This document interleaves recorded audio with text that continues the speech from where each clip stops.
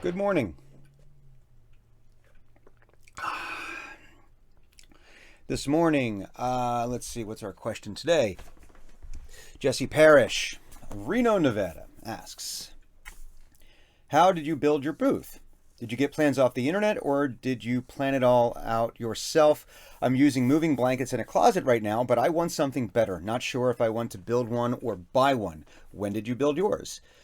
Um, that was a really fun project. Um, so when I started, um, yeah, when I was doing my research, so first, yes, I built my booth. I built it, man. Let's see. I want to say it was 2021. I think it was 2021 when I built the booth. So it might have been about 2 years ago. I can't remember now for some reason. When I started, I was actually my very first booth. I say booth in quotes, and let me just say that when a recording booth is a tool, it's not necessarily, in my opinion, the way I define it, it is not a specific structure.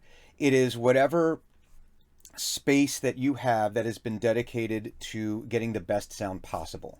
That is what a recording booth is. So if your recording booth is a little pillow fort that you built, if it's a closet that has a bunch of coats in it or moving blankets, or if you built it, or if you paid for one, you got one of an LA booth. I just that just comes to mind because I know that's one of the companies that makes these things. It doesn't matter. It's your recording booth. That's your recording booth. And almost no one's going to start with something super expensive, and that's fine. Um, my first booth was my desk. It was actually my brother's desk from when we were growing up. Um, and it had like one of those hoods, across the back of it, across the top. And so I just lined it with some foam, with some really cheap um, acoustic foam. And yeah, that was my first booth. And it served the purpose. It did enough to capture the reflection of my voice that I was able to record the first few audiobooks I did that way. And it did a perfectly fine job. The downside of that is that it didn't do anything to keep all of the outside sound out.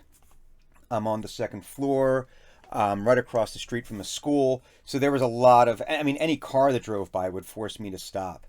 Um, so that was the first one. My second booth, I actually moved to a closet that you can't see now because it's on the other side of the actual booth here, and it's out of range. You can kind of actually you can kind of see the door a little bit right there. That was my second recording booth, and initially I had just more of that foam in there, really thin. It's like super cheap, and I had that in there. I had the microphone, and I had a little light, and that was it. And I would record. And my computer was out here, so that way it wouldn't pick up the sound from the fan. The mic wouldn't pick up the sound. Booth version 2. We'll say 2.1 was then I moved, instead of using the acoustic foam, which really wasn't doing a great job of getting the best sound. It was enough.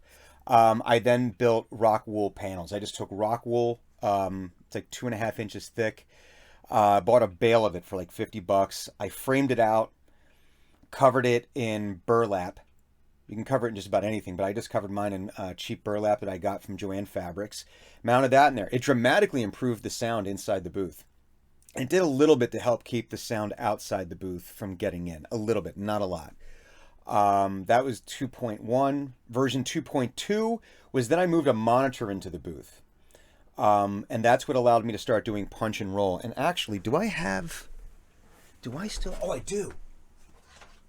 So what I did was, because I was doing all this on the cheap, I did not have a big budget for this, because this is right when I was getting started.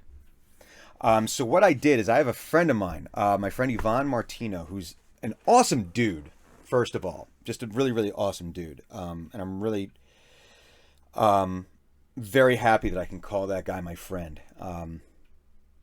But he's also kind of a genius when it comes to tinkering and building, and just he's got a really good mind for these things. But he also he just knows a lot of stuff. And he was like, "Oh, because I didn't have money for a monitor. He's like, well, do you have an old laptop? You can repurpose the monitor. So he walked me through ripping a monitor. Oh, this is really dusty. Oof, that's ugly. I haven't used it in a long time, but he had me take a monitor out of an old laptop. He showed me how to do it, and he explained that all I needed was basically a connection card. So what I did here is I built this frame. I built this little frame out of just wood I had down in the basement to hold it.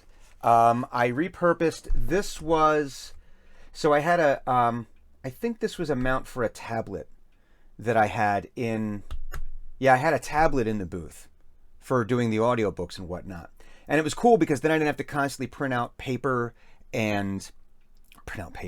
scripts, because that got really expensive with audiobooks. I was going through, man, like a ream or two of paper a month. I was going through toner. I had to replace toner twice a month. And that in and of itself was super expensive, especially when I was making $80 per finished hour at the time. So it was really eating into my margin on that. So I moved a tablet I had in there. So I repurposed this just to act as the mount for it. And I put these little twist bolts in here. And I mounted the monitor in there. And this is a card that I bought. And I got it off of eBay. The card itself, I want to say, was like 20 or 30 bucks. What was funny was that when I bought this off of eBay, it was coming from New York. I want to say it was like I don't know exactly, but it was coming from New York. And at the same time, my wife had mailed a package to a friend of hers that lives in Scotland. And we did it I had ordered this, and it was like the same day that she had mailed this thing. And we joked because the package got to Scotland like a few days later, like a week later. I didn't get this for like another, until 2 weeks after that. It took longer to get something from, I could have walked to New York and back. But anyway, so he showed me how to do this, and oh, that came apart. All right. So I might actually figure out a way to repurpose this and use it for something else, maybe in my setup here. I don't know. But this was the monitor I had in there, and that allowed me to do punch and roll recording, which was an immense time saver. Man, I didn't have to do all the editing anymore for audiobooks. But that was booth version 2.2, we'll call it.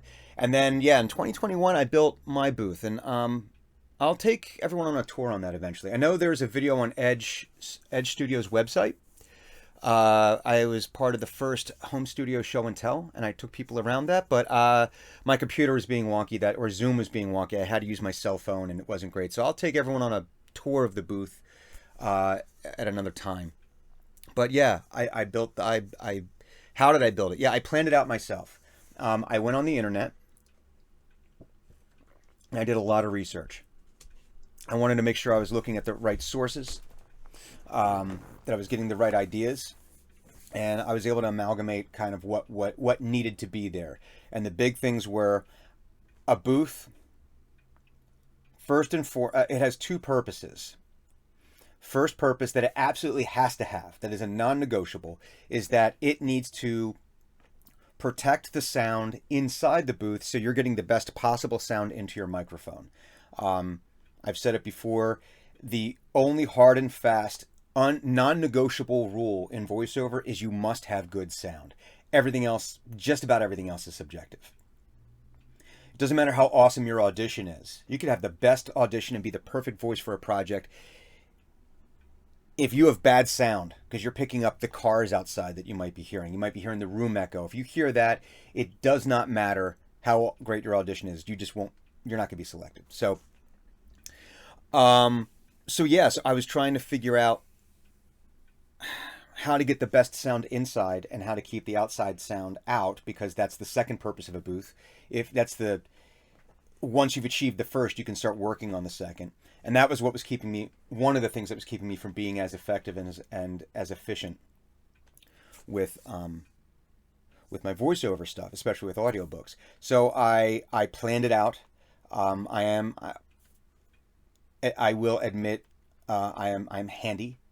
I know how to do things. I know how to build things. I've taught myself a lot, learned from my dad, from my grandfathers. So yeah, I planned it out, and I figured out how I wanted to build the things and how, and I planned out how much wood I needed and drywall and all the stuff. And I actually have the plans somewhere, and maybe I'll post them. So you might check the description. I might have a link to the plans. I don't know.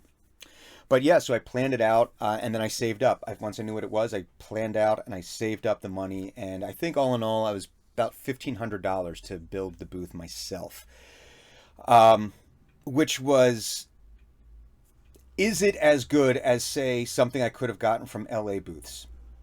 No, it just isn't. That's what they do full time, professionally. My guess is that their booths would be way better than mine, but their booths are also very expensive, and I definitely didn't have the budget for that. Maybe one day I will get an LA booth. I don't know. We'll see, because this one's doing just great right now. But yeah, for doing essentially, in some varying degree of quality, the same thing as what a more expensive prefabricated booth or someone else built for me booth would be. For a fraction of that price, I was able to build this. I was able to customize it for the specific size of my room. I would probably do a few things different were I to do it again. I would orient things a little bit differently, I think. I had an idea of where things were going to be. I thought I was going to move my computer, my desktop, the tower, over there in the corner, and I'd still have my desk. But I would just keep the computer over there, and I'd be running lines everywhere. And at some point, it just became, after I had built the booth, that it became obvious that it wasn't going to be feasible. So yeah, I would probably do a few things different. But yeah, my favorite thing, in addition to just there being really nice sound in there, and it does a nice job of keeping everything out, is I have a little ventilation system. Actually, it has a draw. I have a computer fan, a super quiet computer fan, and a sound maze. Draws the air out. Yeah, I'm actually really happy with the booth. I'm happy with how it turned out. But that being said, do you need that? No. Yeah, man, moving blankets in a closet can be great. If you live in a quiet area, you don't even need to worry. That could be fine. That can serve you for years. So, yeah, don't worry. Yeah, but good question though. Yeah, it was a big project. Yeah, I'll have to post. I'll see about finding the plans, and I'll have to see if yeah, we'll do a tour. I'll take everyone on a tour at some point. Yeah. But yeah, a booth is a tool. That's it. That's all it is. And it needs to serve its purpose. So thank you so much for watching. Please, if you could take a moment, subscribe down below so you could support the channel. If you have any questions, you can absolutely reach out to me via social media at the Saint Brian on both Twitter and Instagram. If you need to book me for voiceover projects, you can get me at voxbrian.com. And if you ever want to work with me for private coaching for voiceover, to get ready for a demo, for audition help, you can reach out to Edge Studio, and they can book my time for coaching purposes. So thank you so much, and thank you for the support for the channel.